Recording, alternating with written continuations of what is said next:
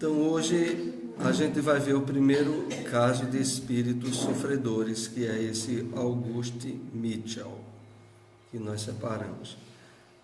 A gente está fazendo uma seleção para só pegar alguns casos, porque é justamente aqueles que trazem alguma informação mais diferenciada para a gente aprofundar. Né? Vamos ver aqui a introdução. Vamos ver a introdução aqui, capítulo 5, versículo 14 do Evangelho Mateus, comentado por Emmanuel.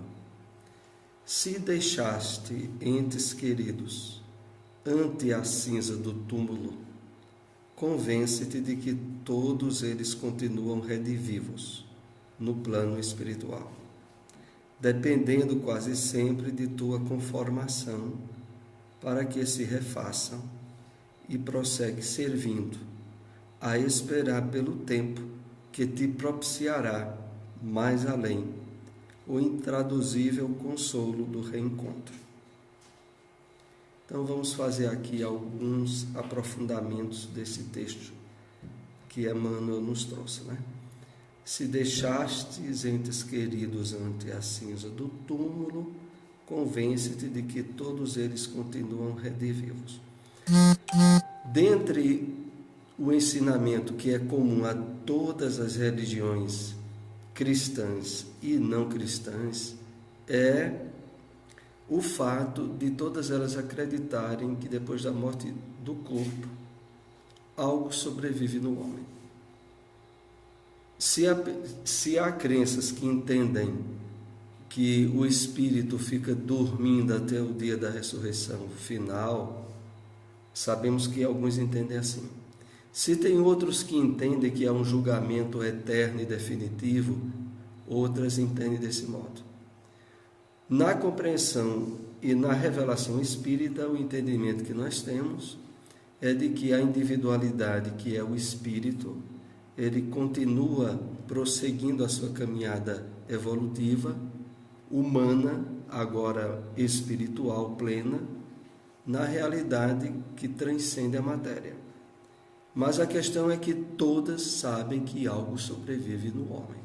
É essa a base do espiritualismo, onde todas as religiões se encontram, porque todas elas têm fundamento no espiritualismo. A diferença maior, e aí onde se expressa mais o caso da mensagem de Emmanuel, é porque através do Espiritismo, nós passamos a ter um contato de entendimento e compreensão do funcionamento das leis de Deus.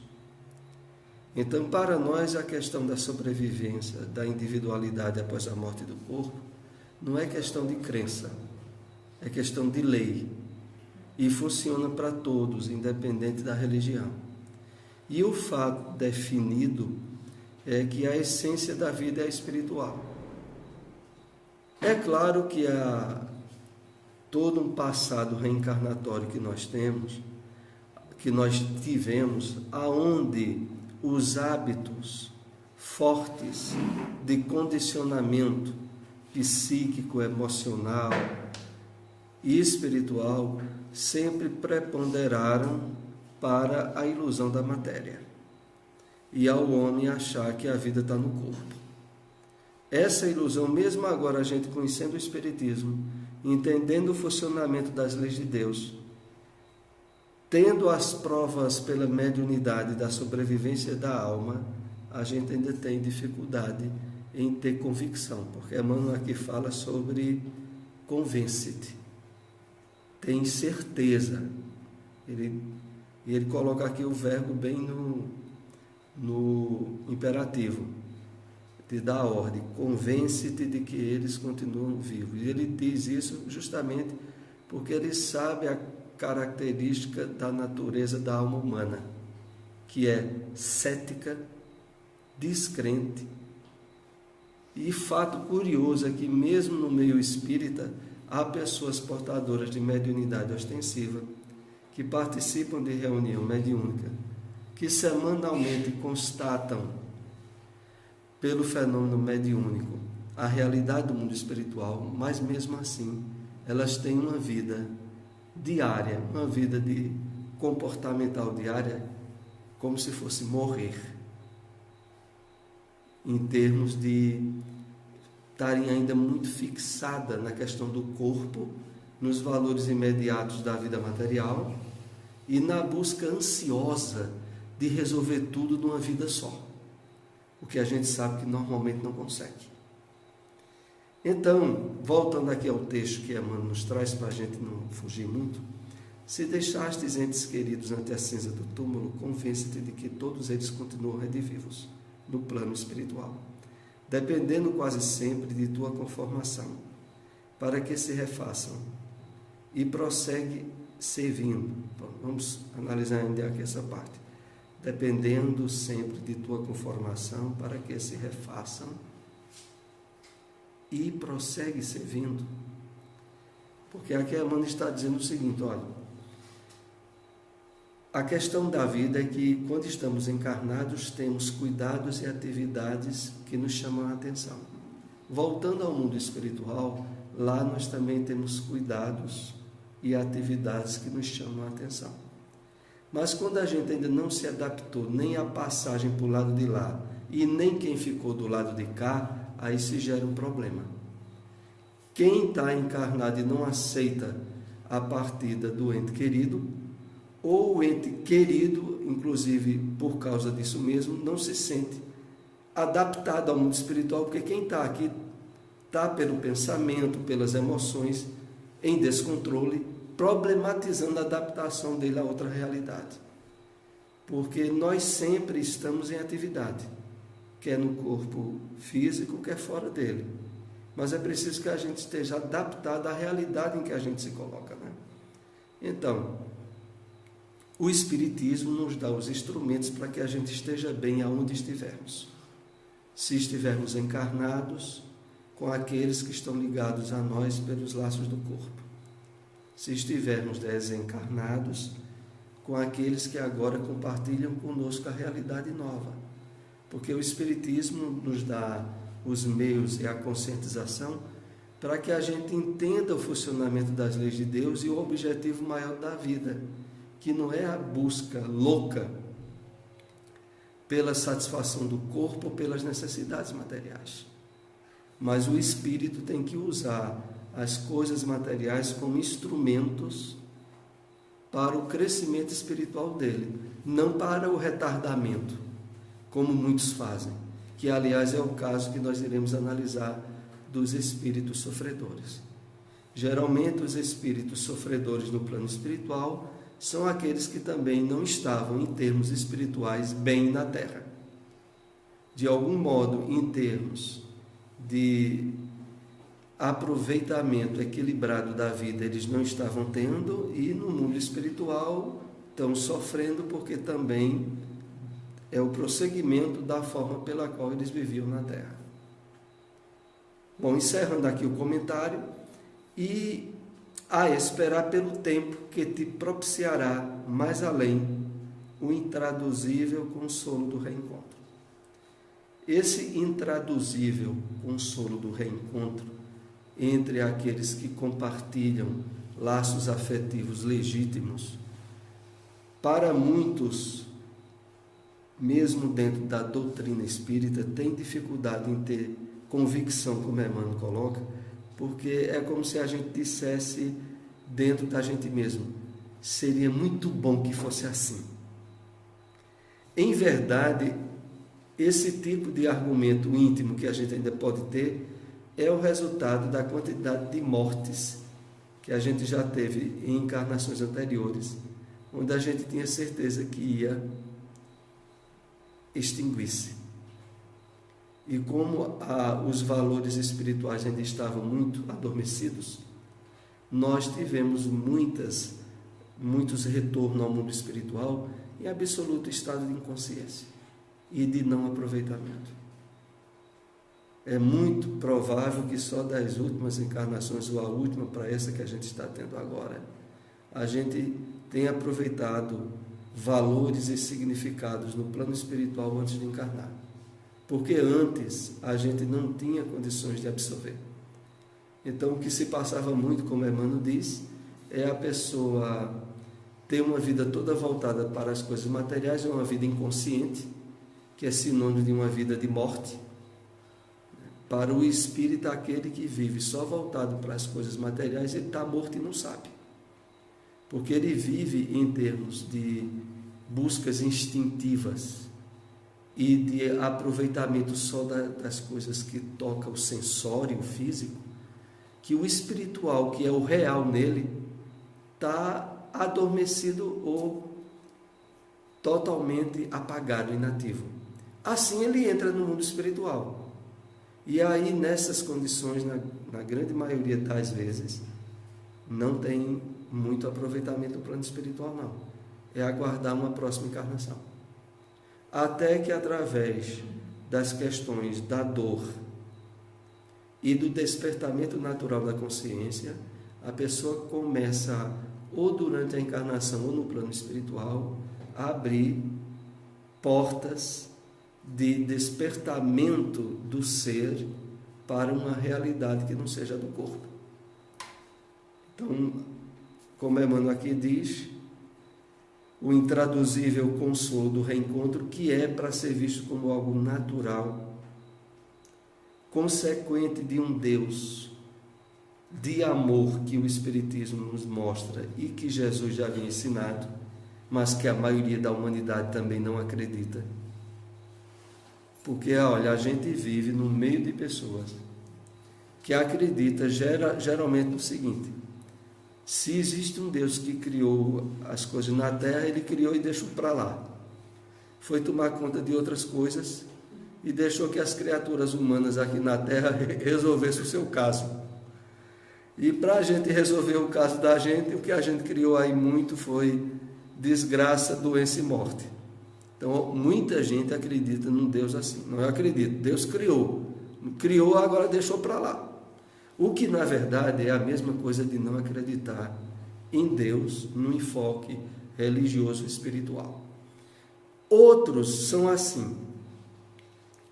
A crença que tem em Deus é um Deus humanizado, cheio de privilégios, cheio de eleitos e de não eleitos, e que a definição dessa eleição, ele é quem diz. E quem está aqui na Terra, que se vire nos 30. Muitos acreditam assim. Eu acredito no Deus, o Senhor dos Exércitos, que é o meu Deus, e que, aliás, não é o Deus de vocês. Muita gente é assim. Então, vocês imaginem o que está na cabeça da grande maioria da humanidade. Porque, olha, acreditar e ter a convicção de um Deus que é de toda a humanidade, e, aliás, é de todo o universo, que não tem eleitos nem privilegiados, que tem leis justas, amorosas e misericordiosas, é algo que no Espiritismo encontra o desenvolvimento pleno dessa ideia. Mas essa ideia, a maioria da humanidade não tem, não. E nesse lado aí é onde está o grande problema. Por quê? Porque, olhe, para acreditar em vida espiritual como a gente aqui está trabalhando, só é possível se a pessoa de fato tiver a convicção de um Deus amoroso, justo e misericordioso. E isso faculta com que a gente tenha não só a expectativa de reencontros com espíritos pelos quais a gente tenha tido afeto, como perceber isso como uma coisa natural. Não é perceber isso como uma coisa milagrosa, não. É como uma coisa natural, consequência das leis de Deus. Do mesmo modo que aqui na Terra, muitos de nós reencontrou pelos laços consanguíneos antigos amigos espirituais. E tem muita família dentro do meu espírito ou fora dela que percebe isso entre os parentes. Quando entre dois irmãos, ou entre um pai e um filho, ou entre esposos, se descobrem identificação e harmonia, que chegam a dizer, só a gente tendo vivido antes junto, e vivido bem. para ter a harmonia espontânea que tem e a afetividade, que muitas vezes é como se fosse não almas gêmeas, mas fosse gêmeos mesmo que tivessem nascido univitelinos e tivesse uma harmonia muito grande, porque isso acontece. E a causa disso é o quê? Espíritos que já viveram bem no passado e que agora se reencontraram nos laços consanguíneos dentro de uma família. E o resultado disso é esse tipo de experiência que muita gente tem e que não percebe o lado espiritual grande que isso está por trás. Porque cá entre nós, do mesmo modo que tem irmãos que se amam muito, tem irmãos gêmeos que se odeiam. E não é porque nasceram da mesma mãe, do mesmo pai, e são às vezes até gêmeos univitelinos que são amigos, não.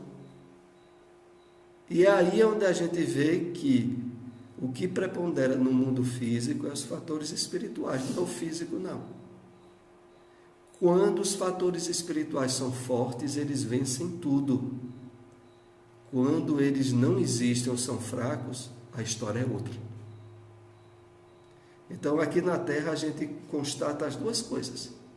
Pessoas que evidenciam já ter vivido muito bem antes juntos e pessoas que evidenciam que já se detestaram muito antes e que, às vezes, agora são parentes próximos. O que faz com que alguns até digam, infelizmente. Porque quando se tem um parente próximo que é uma alma antipática, é uma senhora provação. Então vamos iniciar o nosso tema com Auguste Mitchell, porque aqui é na França, se fosse nos Estados Unidos era Michael, né? Vamos lá. Vamos ver por que é que era um espírito sofredor. Era um moço rico, boêmio, gozando larga e exclusivamente a vida material. Conquanto inteligente, o indiferentismo pelas coisas sérias era-lhe o traço característico. Sem maldade, antes bom que mal, fazia-se estimar por seus companheiros de pândegas, que é bebedeiras ou arruaças, sendo apontado na sociedade por suas qualidades de homem mundano. Então aí a gente já começa a ter um quadro característico desse espírito que no mundo espiritual era sofredor. Vejam, é claro que do ponto de vista material, distorcido e mentiroso, ele era uma pessoa que vivia muito bem, bebendo, irresponsável, vivia só para a satisfação de necessidades físicas e, em termos, é claro, de um ponto de vista materialista desequilibrado, era alguém que aproveitava a vida. Do ponto de vista espiritual, era alguém espiritualmente morto e que vivia escravo de vícios e de necessidades físicas, completamente afastado da sua verdadeira natureza, que era espiritual. Continuemos. Não fez o bem, mas também não fez o mal. Faleceu em consequência de uma queda da carruagem que passeava. Evocado alguns dias depois da morte por um médium que indiretamente o conhecia, não era que o conhecesse muito próximo, deu sucessivamente as seguintes comunicações. Então ele vai dar várias comunicações num espaço mais ou menos de 20, 15 dias de uma comunicação para a outra. Um fato importante aqui para a gente lembrar é que na fase inicial da codificação do Espiritismo utilizava-se a prática de evocar espíritos, mas hoje em dia não se utiliza. Então aí ele foi evocado através do médium que o conhecia indiretamente. Essa prática não é mais usada na casa espírita, devido, como é muito bem colocado no livro dos médiuns, as possibilidades de mistificação, de obsessões, por espíritos que poderiam se passar por aquele outro que está sendo evocado, e por algum motivo aquele evocado não pode se apresentar, o outro vem e diz que é ele. Então não se usa mais essa prática da evocação nas reuniões mediúnicas.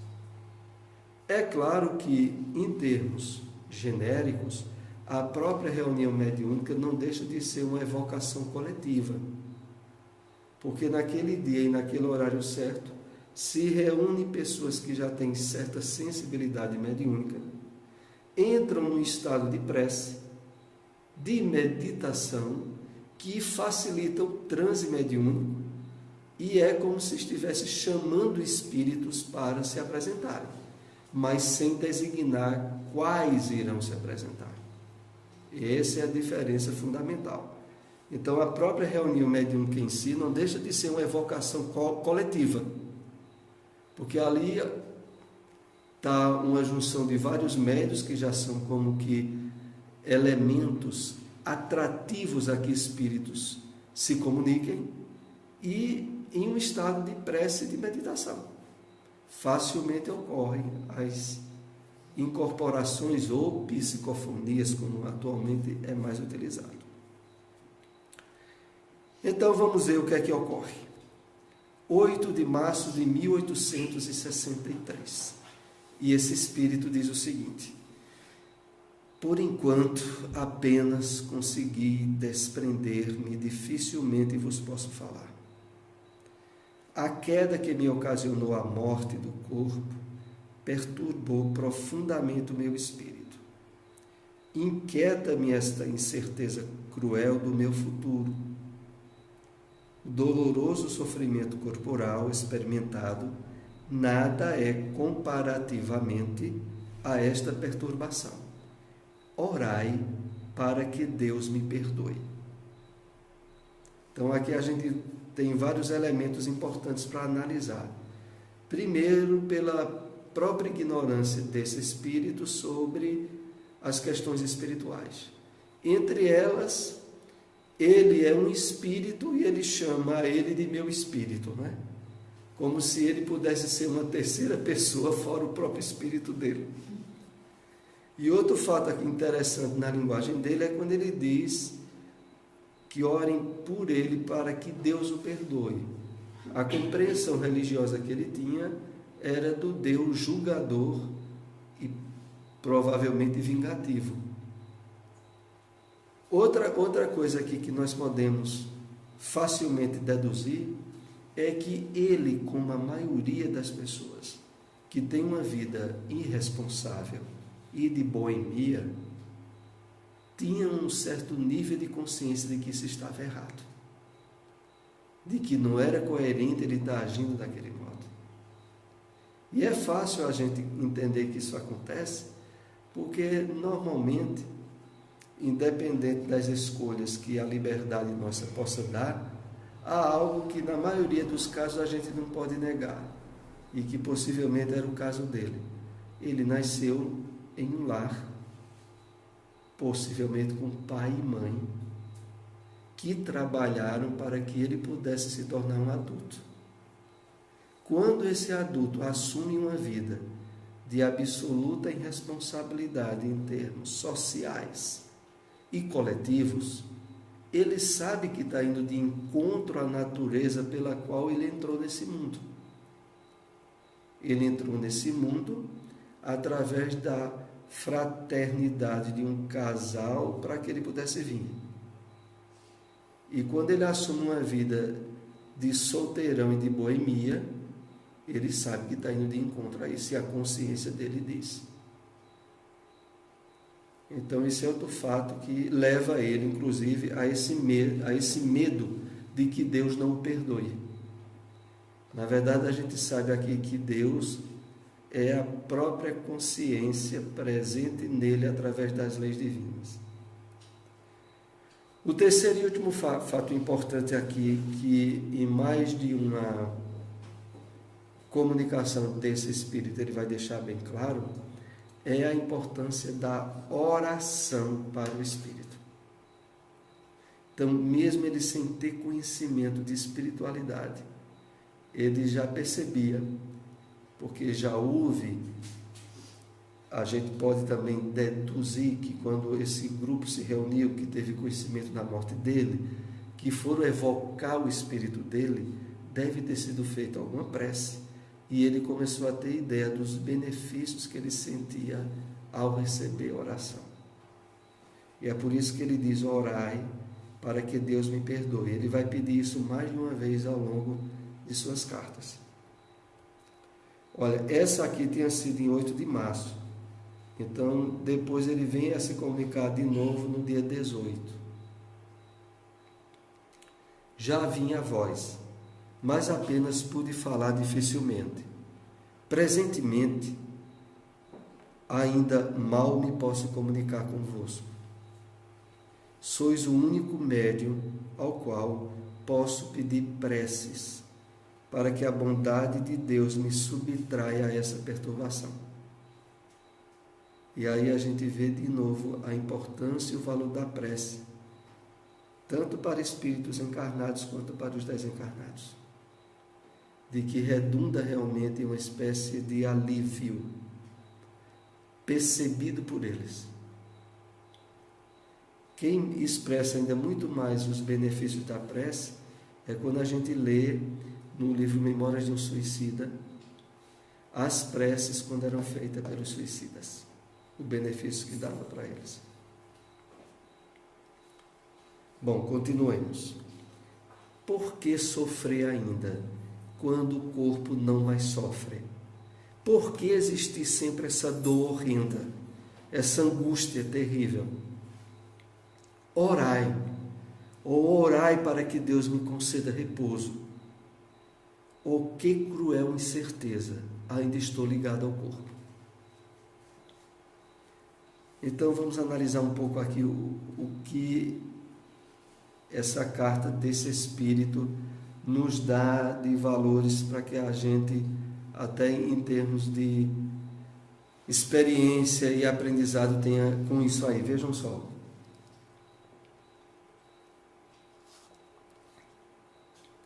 O tipo de vida que ele tinha, de dedicação exclusiva ao corpo, inclusive com o estabelecimento de vícios, fez com que ele fosse uma espécie de suicídio indireto. Por isso ele continuava ligado ao corpo. Ele ainda não havia de fato desencarnado. Ele tinha, como habitualmente a gente ouve a palavra, morrido fisicamente. Mas em termos espirituais a desencarnação ainda estava em processo. E ele, face a isso, o que é que se dá, e é natural que ele sinta isso? Reiteradas angústias de medo de morrer. Porque ele era alguém que, pelo tipo de vida que ele tinha, ele já tinha medo da morte. Agora imagine que ele ainda mesmo tendo fisicamente desencarnado, mas em termos espirituais não conseguiu se libertar do corpo. Ele continua tendo angústias e dúvidas sobre o que é que vai acontecer comigo. O que é que houve e o que é que vai acontecer, para o qual eu não estava minimamente preparado. E aí ele fala, né? Para que Deus me conceda repouso. Como se até uma necessidade de dormir, em termos espirituais, ele tinha, mas não conseguia conciliar isso. Apenas com dificuldade posso ver onde devo encontrar-me. Meu corpo lá está, e porque também lá permaneço sempre. Vinde orar sobre ele, para que eu me desembarace dessa prisão cruel. Deus me perdoará, espero. Vejo os espíritos que estão junto de vós, e por eles posso falar-vos. Orai por mim. Então, reiteradas vezes, ele pede oração por ele.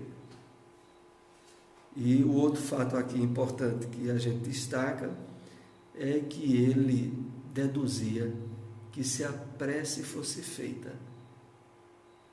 próximo de onde ele estava enterrado, ele sentiria mais os efeitos dessa prece. É isso que ele está dizendo aqui. Vinde orar sobre ele, para que eu me desembarasse dessa prisão cruel. Então ele estava propondo aí, através do médium, que fosse feita até mesmo orações perto de onde ele estava enterrado.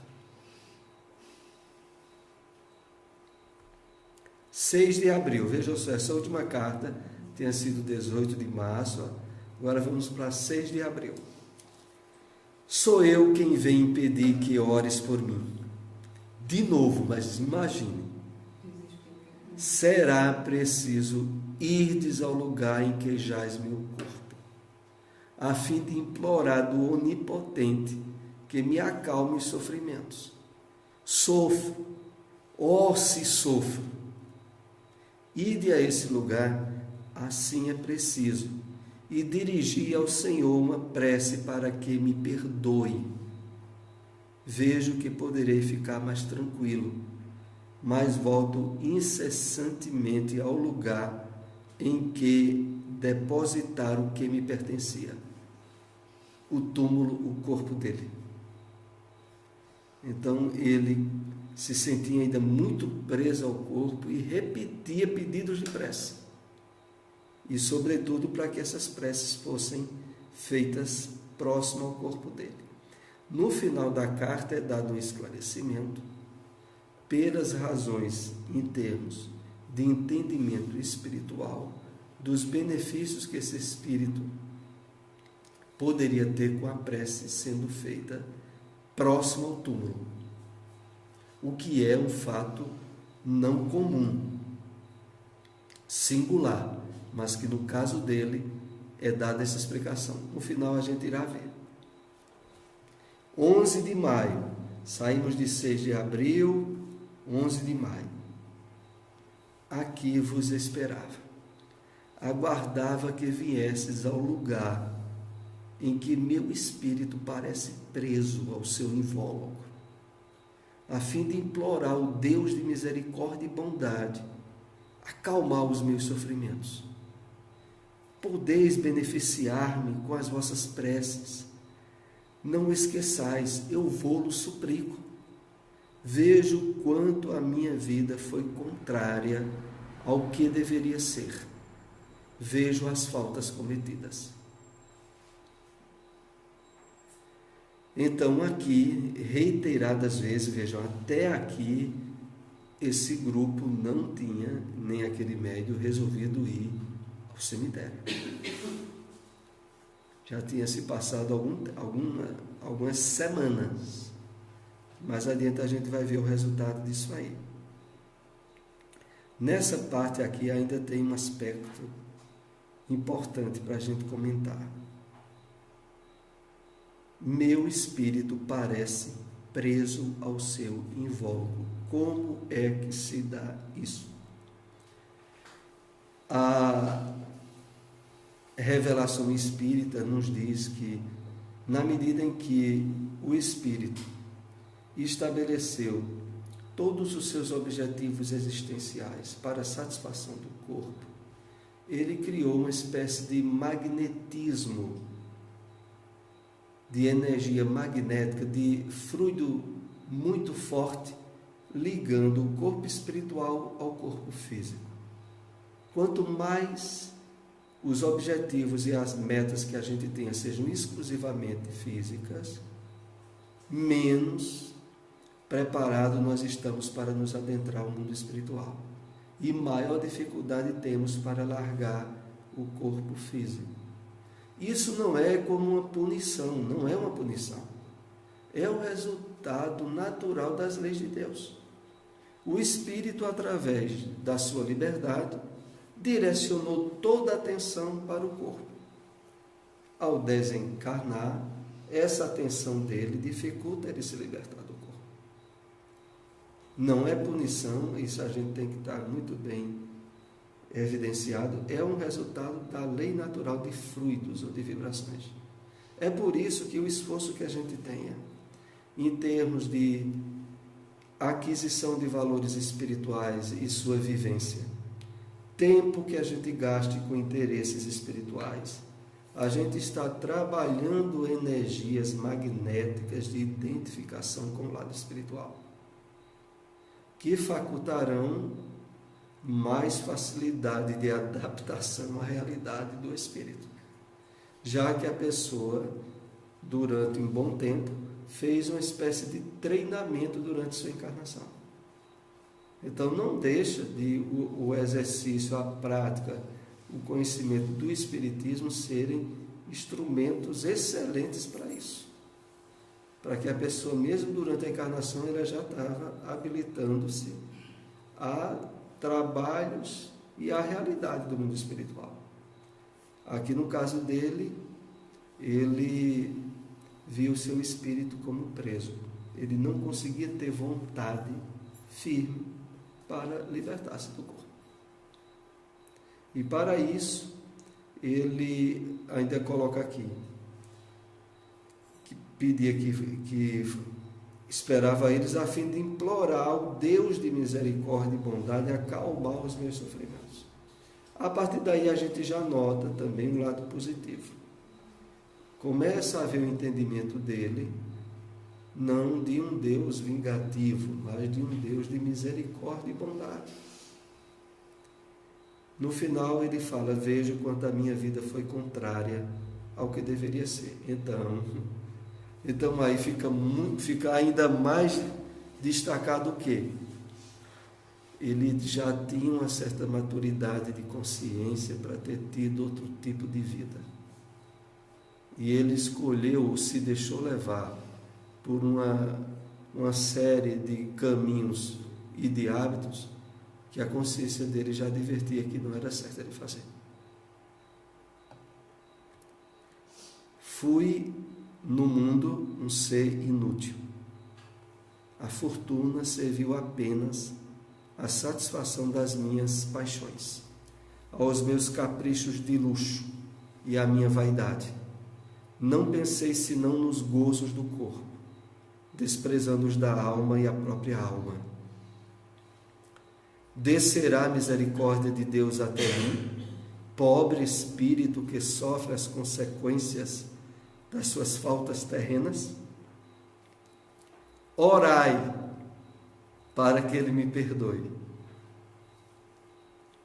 Então, outra vez, na nova carta dele, ele reitera os pedidos de oração. 8 de junho. Só para a gente ter uma ideia, veja, essa carta começa em 3 de março. 8 de março. 18 de março, 6 de abril, 11 de maio, 8 de junho agora. Posso falar e agradeço a Deus que me faculta. Compreendi as minhas faltas e espero que Deus me perdoe. Trilhai sempre na vida de conformidade com a crença que vos alenta, porque ela vos reserva de futuro um repouso que eu ainda não tenho. Obrigado pelas vossas preces. Então, aqui ele já está num nível de recuperação. Pode falar que agradece a Deus, sente que as faltas dele Deus estaria a perdoar, e dá ainda um incentivo ao médium e ao grupo mediúnico que deem atenção e trabalhem mais ainda pela fé que os alenta, né? Trilhai sempre na vida de conformidade com a crença que vos alenta. Aqui é interessante porque quando ele diz trilhai, ele está dizendo vivenciai, né? Coloca na prática. Obrigado pelas vossas preces. Já estamos perto aqui de concluir a carta dele, já chegamos agora em 30 de julho. Presentemente sou menos infeliz, visto não mais sentir a pesada cadeia que me jungia ao corpo. estou livre. Enfim, mas ainda não expiei, e preciso é que repare o tempo perdido, se eu não quiser prolongar os sofrimentos. Espero que Deus, tendo em conta a sinceridade do arrependimento, me conceda a graça do seu perdão. Pedi ainda por mim, eu vou-lo suplico. Ainda aqui ele pede prece no final. Pedi ainda por mim, eu vou-lo suplico. E aqui começa o esclarecimento, é o último slide, sobre o caso desse espírito. A insistência do espírito para que se orasse sobre o seu túmulo é uma particularidade notável, mas que tinha sua razão de ser, se levados em conta a tenacidade dos laços que ao corpo prendiam, em consequência da materialidade da sua existência. Mais próxima, a prece pode exercer uma ação magnética mais poderosa no sentido de auxiliar o desprendimento. Nesse caso, a eficácia da prece alcançaria um resultado simultaneamente moral e material. Vamos só fazer aqui uma reflexão para concluir o estudo da carta desse espírito. Então, face à desencarnação muito difícil dele, é levantado como uma exceção o benefício que seria uma prece próxima a ele, devido à questão magnética que prendia o espírito dele ao corpo dele. E o benefício que também a prece é uma magnetização, e sendo uma prece para ajudar ele a desprender-se, facultaria esse efeito com mais eficácia. E no final, quando diz aqui que alcançaria um resultado simultaneamente moral e material, é devido a esses dois lados. Moral, porque na prece são colocadas a intercessão ligada ao amor e a misericórdia de Deus, que estimula o espírito a despertar seus valores espirituais. E material, pelos efeitos do magnetismo que a prece exerceria ali sobre ele. Finalizando, eu lembro que naquele livro Obreiros da Vida Eterna, que narra o processo da desencarnação de 5 espíritos, onde André, Luiz e o grupo vêm para acompanhar, aqueles espíritos fizeram, em termos de ajuda, os espíritos desencarnados fizeram, em termos de ajuda à desencarnação daqueles que o mereciam, passes e preces próximas a eles. Esse é o ponto. Eles saíram do plano espiritual, vieram para a casa deles, aonde os familiares, em alguns casos, estavam dificultando a que o parente que estava doente há muito tempo conseguisse desencarnar. Aí eles vieram para a casa deles e, através da interferência dos espíritos, se efetivou com êxito a desencarnação deles. No caso de 3 espíritos, né, que foi o Cavalcante, que deu um trabalho maior, que era um ex-católico, né? E ainda teve Fábio, que era espírita, e ainda tem um terceiro espírito, que eu esqueço o nome do terceiro espírito, porque houve Albina, que ajudou ela mesma na própria desencarnação, porque ela era um espírito muito elevado, e a